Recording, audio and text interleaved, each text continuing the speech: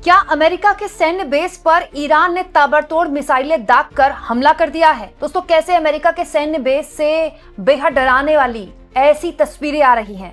क्या अमेरिका के बड़े युद्धपोत पर ईरान ने मिसाइलें दाग दी हैं? दोस्तों, आज के युद्ध में इंफॉर्मेशन वॉर बहुत इंपॉर्टेंट है। दोस्तों, कभी भी दो देश सैन्य टकराव में आते हैं तो दोनों ही मुल्कों की तरफ से अलग अलग तरह की इंफॉर्मेशन शेयर की जाती है। इसमें से कुछ सच्ची होती है, कुछ झूठी होती है। बेसिकली ये जो इंफॉर्मेशन वॉरफेयर है, ये एक साइकोलॉजिकल वॉरफेयर पैदा करने की कोशिश की जाती है इसके जरिए, सामने वाले पर दबाव बनाने के लिए। हाँ, लेकिन आज सोशल मीडिया के जमाने में बहुत इजीली न तो कुछ उड़ाया जा सकता है और ना ही किसी चीज का खंडन किया जा सकता है। दोस्तों, इन खबरों पर आगे बात करेंगे, लेकिन उससे पहले इस वक्त की बहुत बड़ी खबर निकल कर आई है। वो ये है कि अमेरिका के सबसे उन्नत फाइटर जेट F-15 के क्रैश होने की खबर है। दोस्तों, ये जो तस्वीरें हैं, ये आप कुवैत की तस्वीरें देख रहे हैं। कुवैत के आसमान की ये तस्वीरें, जहां पर यूएस एयरफोर्स का F-15 strike eagle fighter jet कुछ इस तरह से क्रैश हो रहा है। हालांकि राहत की जो इनिशियल रिपोर्ट्स आई हैं वो ये हैं कि जो पायलट है वो यहाँ से निकलने में कामयाब रहे, उनकी जान बच गई है। लेकिन ये अपने आप में अमेरिका के लिए बहुत बड़ा झटका है, क्योंकि इस तरह के सैन्य संघर्ष में दोस्तों फाइटर जेट का गिरना कितनी बड़ी बात मानी जाती है, ये सब जानते हैं। दोस्तों, पिछले 24 घंटे में लगातार ईरान पर इजराइल और अमेरिका का हमला जारी है और ईरान इस वक्त जबरदस्त तरीके से न केवल नुकसान झेल रहा है बल्कि वहां कैजुअलिटीज भी ज्यादा हैं। दोस्तों, ऑफ कोर्स सुप्रीम लीडर तो ईरान के, उनकी तो मौत हुई है, साथ में जो कैजुअलिटीज है वो भी ईरान में इजराइल से कहीं ज्यादा है। लेकिन इस बीच ईरान ने एक बहुत बड़ा दावा कर दिया है। दोस्तों, वो दावा ऐसा है कि अगर वो दावा सही निकलता है तो आप ये समझ लीजिए कि ईरान ने अमेरिका को अब तक का सबसे गहरा घाव देने का दावा कर दिया है। दोस्तों, ईरान ने दावा किया है कि इजराइल और अमेरिका जो उस पर लगातार हमले कर रहे हैं, उसने जवाबी कार्रवाई में अमेरिकी सेना के एक बड़े युद्धपोत अब्राहम लिंकन को निशाना बनाया है। ये तस्वीरें जो आप देख रहे हैं दोस्तों, अब्राहम लिंकन की हैं। दोस्तों, अब्राहम लिंकन युद्धपोत है। युद्धपोत क्या होता है? एक बहुत बड़ा, आप समझ लीजिए, चलता फिरता बेस होता है।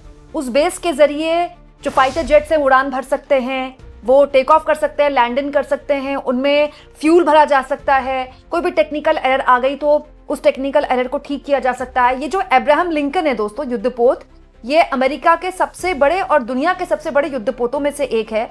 यहाँ मैं आपको याद दिला दूं दोस्तों, इसमें करीब 5000 के आसपास की क्षमता है। 5000 के आसपास जो सैनिक हैं, जो टेक्निकल स्टाफ है, वो यहाँ रुक सकता है। तो आप सोचिए कितना बड़ा युद्धपोत होगा जिसमें 5000 लोग रह रहे हैं। जो तस्वीरें हैं, ये ऑफिशियल तस्वीरें आप देख रहे हैं अमेरिका द्वारा, जो पूर्व में अब्राहम लिंकन युद्धपोत की शेयर की गई हैं। दोस्तों, ईरान ने जो दावा किया है उस पर अमेरिका ने क्या बोला है, ये मैं आगे आपको बताऊंगी, क्योंकि इससे पता चलता है कि क्या वाकई में ईरान इतना बड़ा नुकसान पहुंचाने में अमेरिका को कामयाब हो गया। क्योंकि दोस्तों, अगर ऐसा हो गया ना, तो आप ये समझ लीजिए कि अब तक का ईरान का सबसे बड़ा हमला होगा अमेरिका पर। लेकिन उससे पहले इस वक्त की जो ताज़ा तस्वीरें निकल कर आ रही, मैं चाहती हूँ दोस्तों वो आपको मैं दिखाऊं, क्योंकि ये एक बहुत बड़ी और मुश्किल पैदा करने वाली तस्वीर हो सकती है अमेरिका के लिए।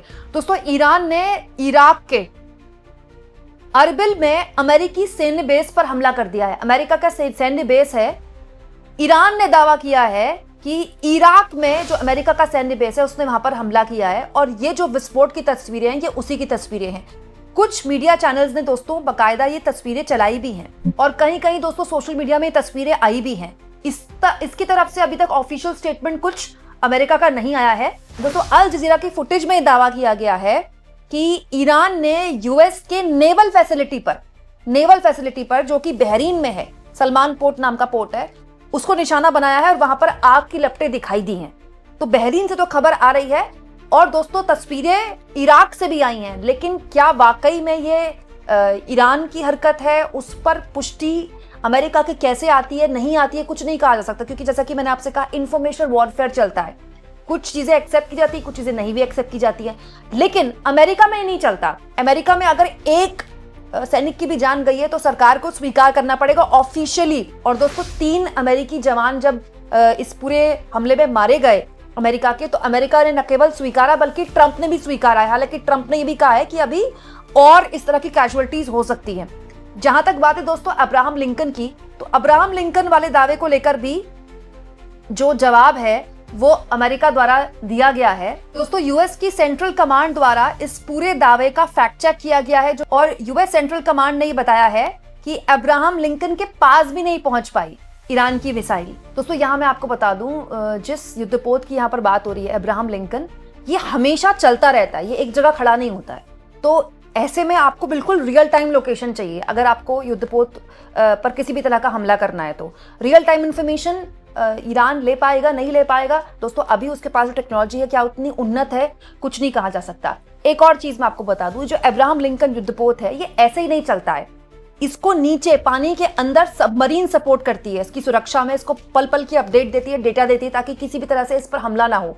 इसके ऊपर फाइटर जेट्स चलते हैं इसको कवर देने के लिए, इसको सुरक्षित रखने के लिए। और इसके अलावा दोस्तों इस एयरक्राफ्ट कैरियर की अपनी भी 3 लेयर सिक्योरिटी होती है, ऐसे ही कोई इसको नहीं भेज सकता है। दोस्तों ये इतना बड़ा एयरक्राफ्ट कैरियर है, अगर एक मिसाइल इसको टच भी कर गई ना तो इतना नुकसान हो जाएगा कि अमेरिका के लिए ये ऐतिहासिक सेटबैक हो जाएगा, ऐतिहासिक। तो ऐसा अभी फिलहाल ये जो दावा है इसको तुरंत जिस तरह से अमेरिका ने फैक्ट चेक किया है, ये माना जा सकता है कि ईरान एक तरह का साइकोलॉजिकल दबाव बना रहा है अमेरिका में। क्यों? क्योंकि अमेरिका के जो मिडिल ईस्ट के अलग अलग मिलिट्री बेसेस है वहां तो निशाना बनाने में कामयाब रहा है ईरान, और ईरान की यही स्ट्रैटेजी है दोस्तों।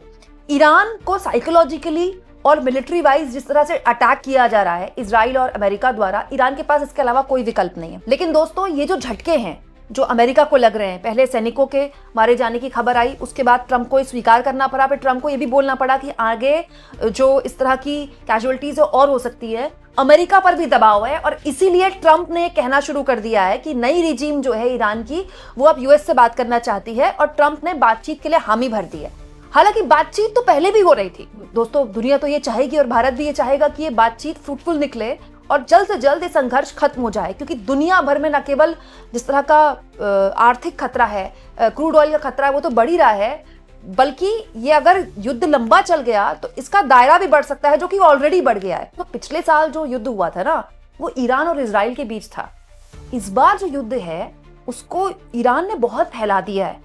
आप देखिए खाड़ी देशों पर वो लगातार बमबारी कर रहा है, दुबई यूएई को निशाना बनाया जा रहा है। तो इसी किसी भी हाल में किसी भी मुल्क के लिए ठीक नहीं है कि ये लंबा चले।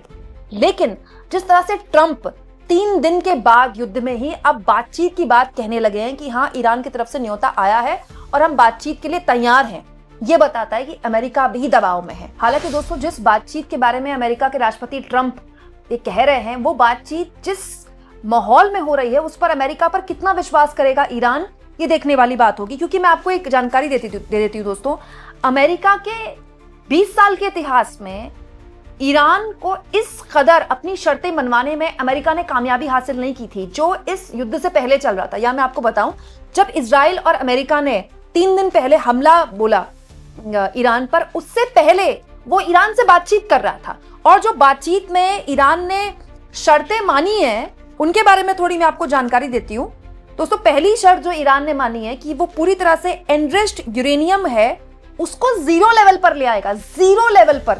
दोस्तों 27 फरवरी को ईरान ने कमिटमेंट किया था और 28 फरवरी को उसने कमिट कर दिया था और उसके बाद उस पर हमला हो गया।